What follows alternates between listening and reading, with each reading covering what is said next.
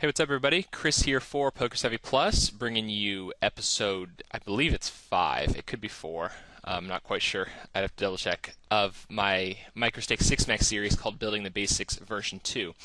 What we're doing in this video is a little different. I've got PokerSavvy Plus member Knife Rusty here with me, and he is going to be playing 4 tables live of 25 no limit, and I'm going to be kind of sweating him, giving him some help on his game. You want to say what's up, Rusty?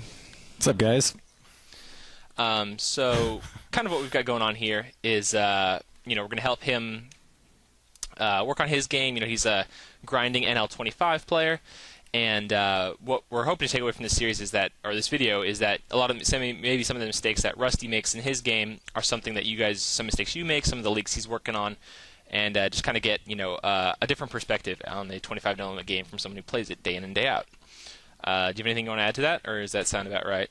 That's pretty much about right, and a lot of help with you, of course, helping me climb up the ladder. So absolutely cool. So we did a very interesting hand right as the video was getting started, which I'll come back to in a second. Although let's play this hand, this Ace King you've got going on here. What's your thought, kind of going on at this this juncture when you're getting ready to 4-bet here, which I think is the right play? Well, I think that he might be min raising this guy because he's a short stack, so. He might want to get in with this guy, which might be extreme strength, but I can't let go of this hand right now. So, yeah, I think that's right, and I think in this day and age, maybe back in like 2006, 2007, the 4-betting ranges of players were a lot tighter, and the 3-betting ranges were tighter. But I think in this day and age, like you said, it's 2009. People are playing a lot more aggressively. You're going to see more than just queens plus when people 3-bet, and I do agree absolutely that he could be isolating this short donkey. 69-24 although it's a small sample. So I think this is definitely a spot where we're just going to have to go with our hand. Obviously, we flopped great given he flat called. Now, before you bet here, let me kind of ask you what's your assessment of his range when he flats your 4-bet? Oh, crap. Go ahead and maybe take time here before you bet. Yeah, 2 seconds, though. Okay, well, all right. I'd say, go ahead and bet. I'd bet small, though.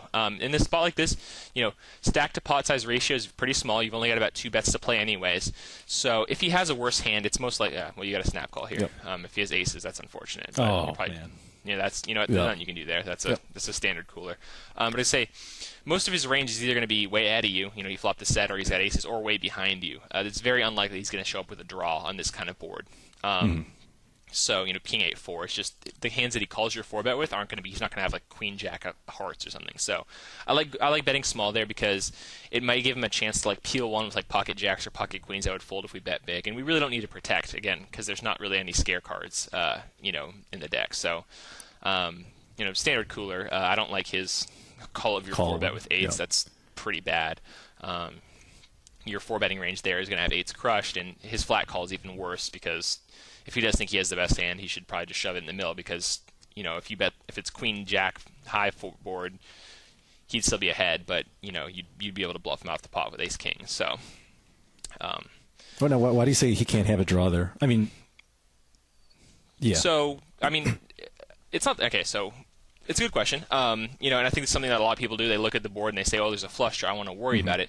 But if you have to, what you want to do is you want to ask yourself what kind of range of hands you think he's calling your 4-bet with. Yeah. And my assumption of his calling range is going to be something like, I guess, 8s plus, 8s through aces, and then maybe like ace queen suited, ace king suited, although we have, that's pretty unlikely given that we haven't, he didn't shove it in. And that's about it.